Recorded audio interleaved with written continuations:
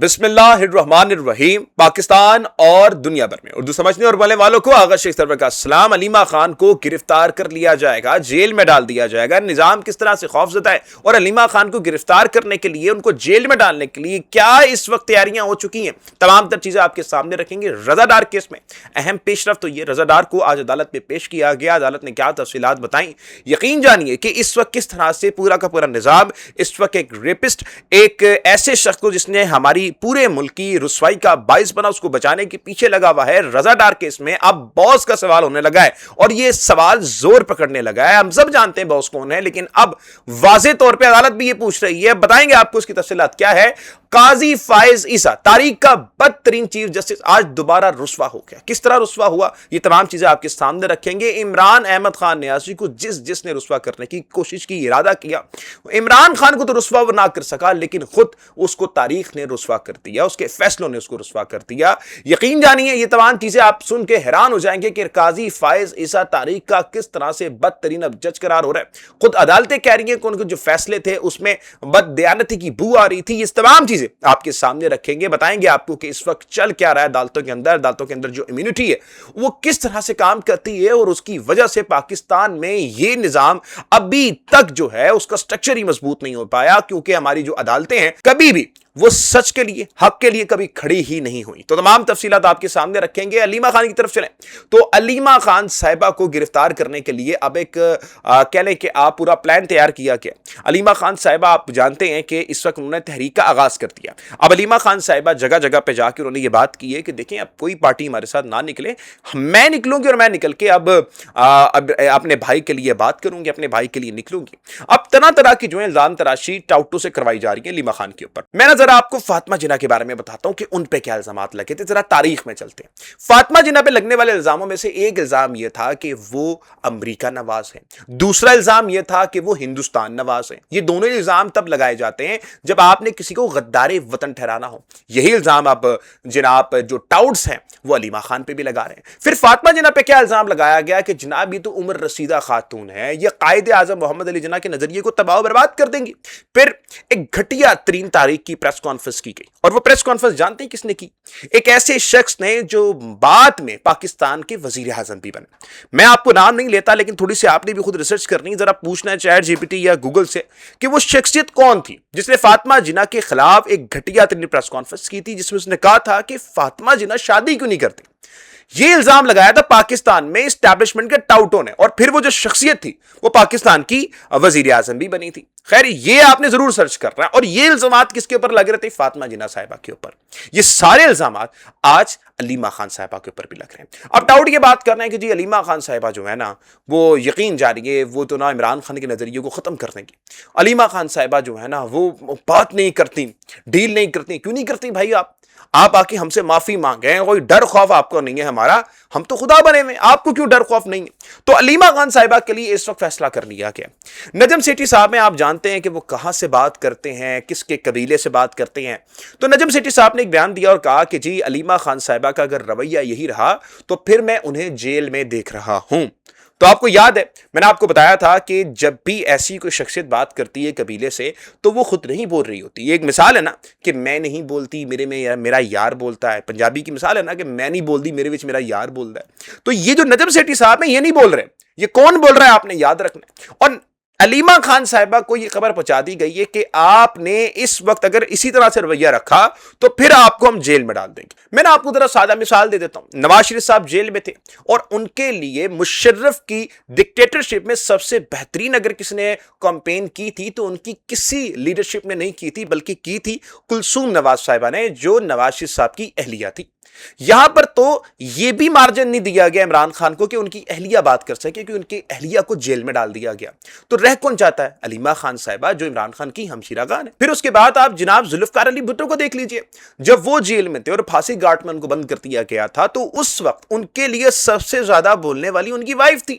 उनकी बेटी थी, फिर उन्होंने बताया था फैमिली जो होती है, जो खून होता है, वो सबसे पहले बोलता है और बात करता है। अब कुलसूम नवाज साहिबा ने खैर कोई ओहदा नहीं लिया था या कोई बात नहीं की थी, लेकिन यहां पर अगर आप देखें भुट्टो खानदान में जो उनकी बेटी थी वो आगे आई थी। फिर उसके बाद आप नवाज शरीफ की भी देख लें कि उनकी बेटी मरियम नवाज साहिबा आगे आई हैं, वहां पर किसी को कोई एतराज नहीं आया। आप ये देखें कि ये जो औरतें थी जो निकली थी अपने शौहर को बचाने के लिए, यहां पर इमरान खान को यह भी मार्जिन नहीं दिया गया कि उनकी बीवी कम से कम उनके लिए बात करे। वो एक बार बेचारी निकली अपने शौहर के लिए बात करने के लिए, उनको उठा के जेल में डाल दिया गया। आपने कभी तारीख में कभी ऐसा देखा नहीं होगा कि औरतों को जो है जेल में डाला गया इस तरीके से। अब अलीमा खान साहिबा बात कर रही हैं तो उस वक्त अब निजाम को यह तकलीफ है कि ये क्यों बात कर रही हैं, ये माइनस होने दें इमरान खान को। मैं आपको एक सवाल पूछना चाहता हूं, ये बड़ा बुनियादी सवाल है। इस पूरी पीटीआई में इमरान खान के बाद अगर यकीन किया जाता है, हौसला किया जाता है किसी एक शख्सियत पर, तो वो कौन है? यकीनन तौर पर वो यही बहनें हैं जिन्होंने इतनी तकलीफें बर्दाश्त की। अवाम इन पे यकीन करती है, मतलब इनको तो सबसे ज्यादा फायदा होगा अगर इमरान खान साहब माइनस हो जाते, तो फिर ये माइनस क्यों नहीं होने दे रही? ये सबसे बड़ा अहम सवाल है। इसलिए कि इनका नजरिया कोई सियासत का नहीं है, इनकी आइडियोलॉजी और इनका मकसद सिर्फ ये है कि वो अपने भाई को, जो इनका इकलौता भाई है, उसको बचाएं और उसके लिए इनको जो करना पड़ा वो करें। अब अलीमा खान साहिबा ने जो तहरीक का ऐलान किया है, अब उन्होंने कहा है कि ये मैं आगे आगे करती रहूंगी।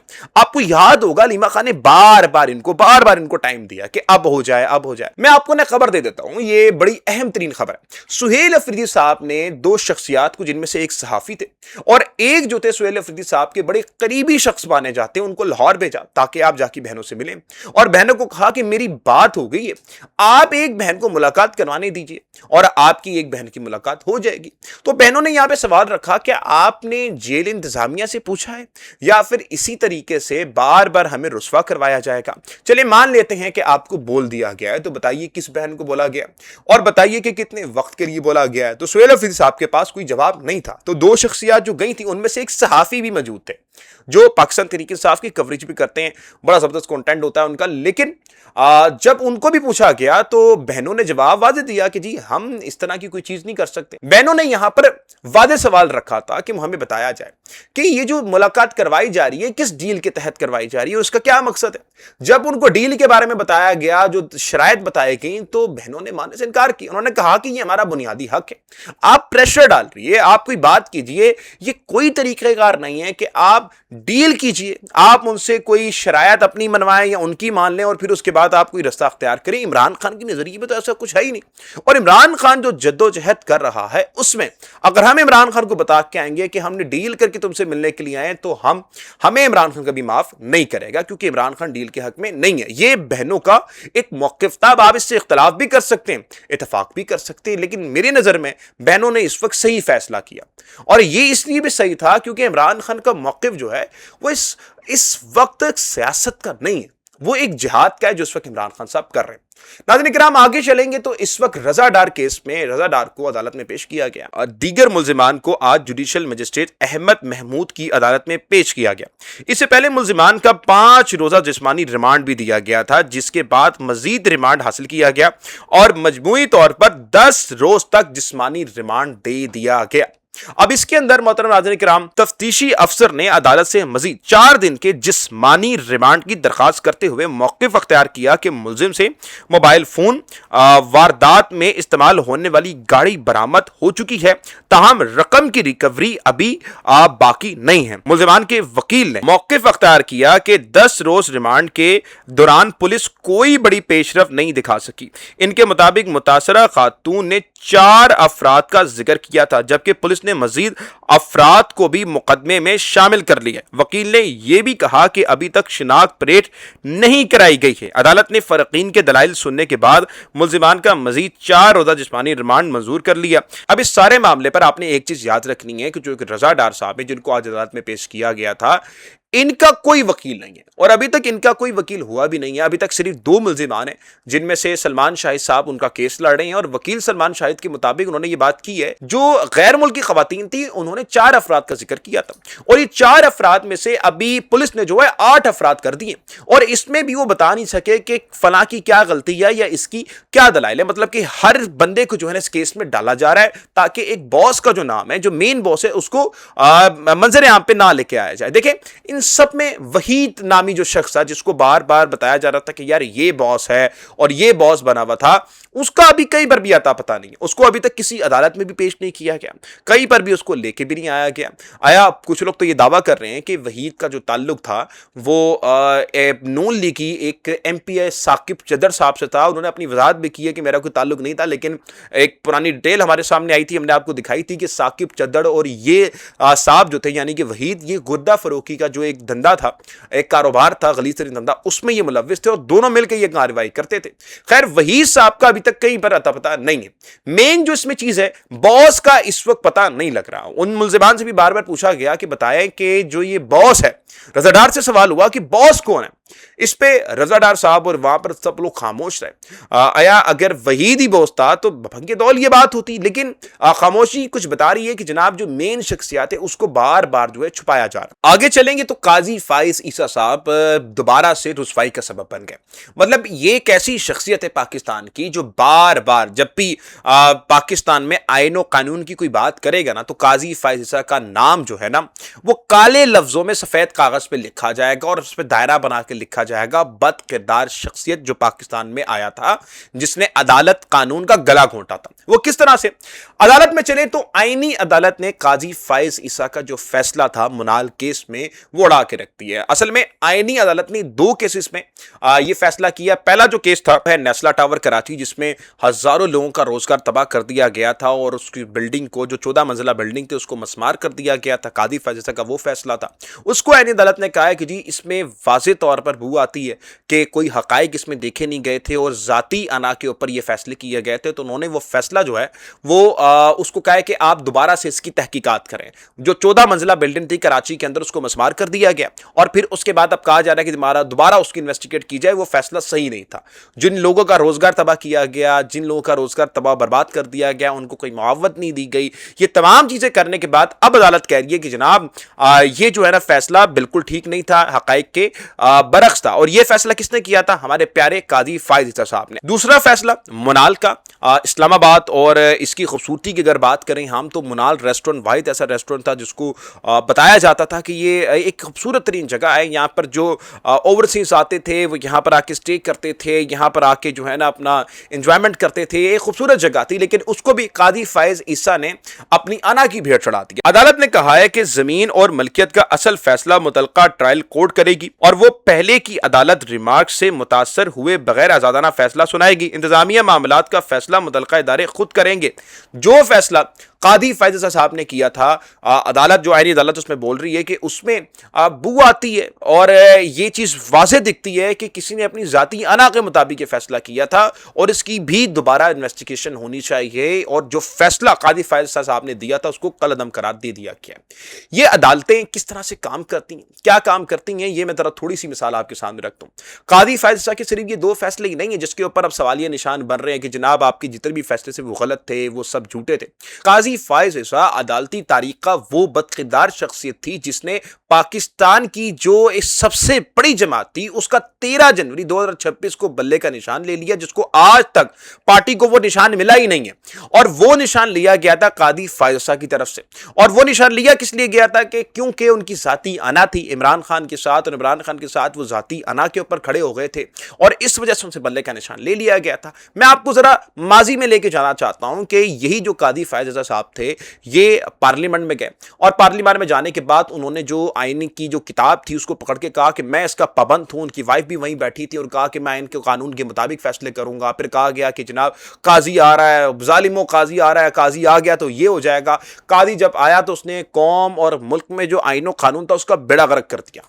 मतलब कि आप ये देखें, जुल्फकार अली भुट्टो का जो केस है मार्च 1948 जिसमें जुल्फकार अली भुट्टो साहब को जो है फांसी दे दी गई थी, उसमें कादी फाइज ईसा साहब ने कहा कि जनाब वाकई में उस केस में जो है ना हकाइक को मक्स किया गया है, वो सही हकाइक नहीं थे, तो इसलिए जो है ना ये जो है ना बिल्कुल केस ठीक नहीं था। मतलब भुट्टो साहब का पूरा खानदान जो है वो जड़ गया, भुट्टो साहब के बच्चे जो है ना वो खत्म हो गए, नस्ल जो है ना उनकी इधर बदर होगी। और आज अदालत आके फैसला कर रही है कि जी जो हमने 1900 में फैसला किया था वो बिल्कुल गलत था। ये अदालतें इसी तरह से काम करती हैं कि एक आदमी बिल्कुल तबाह बर्बाद हो गया और आज आके अदालतें कहती हैं कि जी हमारा जो पुराना फैसला था वो बिल्कुल ठीक नहीं था। जो फैसला कादी फाइज साहब करके गए थे उस फैसले के अंदर अदालतें अब ये बात कर रही हैं कि जनाब वो सिरे से वो कोर्ट्स का हिस्सा ही नहीं थी, वो अदालत का हिस्सा ही नहीं थी जो बातें कादी फायज साहब कर रहे थे। इसमें एक और मुतराजा तरीन केस है और वो है हुदैबिया पेपर मिल का केस। और ये जब केस कादी फायज साहब की अदालत में लाया गया और नैब प्रोसिक्यूशन ने इस पर दलाइल देना शुरू किए तो उनको वहीं पर रोक दिया गया, दलाइल बिल्कुल सुने नहीं गए। इस पर 14 मुल्जिमान नामजद थे, जिसमें नवाज शरीफ साहब की बेटी, ये तमाम लोग इसमें नामजद थे। और फिर उसके बाद कादी फायज साहब ने पूरी की पूरी फैसिलिटेशन करते हुए कहा कि जी ये इस कार्रवाई को हम नहीं सुनने देंगे और नैब प्रोसिक्यूशन को बात भी नहीं करने दी थी। दिसंबर 2017 में नैब ने हुदैबिया पेपर मिल केस दोबारा खोलने के लिए सुप्रीम कोर्ट से रुजू किया। इस बेंच की सरबराही जस्टिस मुशीर आलम कर रहे थे, जबकि जस्टिस कादी फायज ईसा भी बेंच का हिस्सा थे। इस मुकदमे में शहबाज शरीफ, अब्बास शरीफ, हसन नवाज, हमदा शरीफ, मरियम नवाज समेत कई अफराद शामिल थे। लेकिन जनाब काजी फाइज ईसा काजी आ रहा है, काजी छा रहा है, उसने वही काम किया जिसके लिए उसको लाया गया था और उसने दलाइल ही नहीं देने दिए। देखिए इन तमाम केसेस में आप जरा हमें इस सवाल का जवाब दीजिए कि वो जजेस जिनके फैसले बाद में कलअदम करार दे दिए जाते हैं, 3-4 साल बाद दे दिए जाएं या 5 साल बाद दे दिए जाएं, उन जजेस के खिलाफ क्यों कोई एहतसाब नहीं होता? उन जजेस के खिलाफ कोई कार्रवाई नहीं होती? मतलब वो जज आके अपनी सिर्फ जो अख्तियार है उसका नाजायज फायदा उठाते हुए कोई काम करते, उसमें जिंदगियां तबाह करते और फिर उसके बाद बड़े आराम से जो है रिटायरमेंट एंजॉय करें और उसके ही पीछे जो पूरे के पूरे खानदान है वो तबाह बर्बाद हो जाएं और बाद में कोर्ट्स माने इस चीज को कि जी वो चीजें जो है ना कलअदम थी, ये चीज बिल्कुल नहीं होना चाहिए। तो फिर क्या ये बात दुरुस्त नहीं मिलती कि उनका एहतसाब होना चाहिए? मेरे सामने कई मिसालें हैं। आपको याद होगा कि जब मैं जेल के अंदर मौजूद था तो एक शख्स मेरे पास आया, मैंने उससे पूछा कि तुमने क्या जुर्म किया है? तो उसने कहा कि एक जमीन के तनाज़े में मुझे फंसाकर जेल में भेजा गया।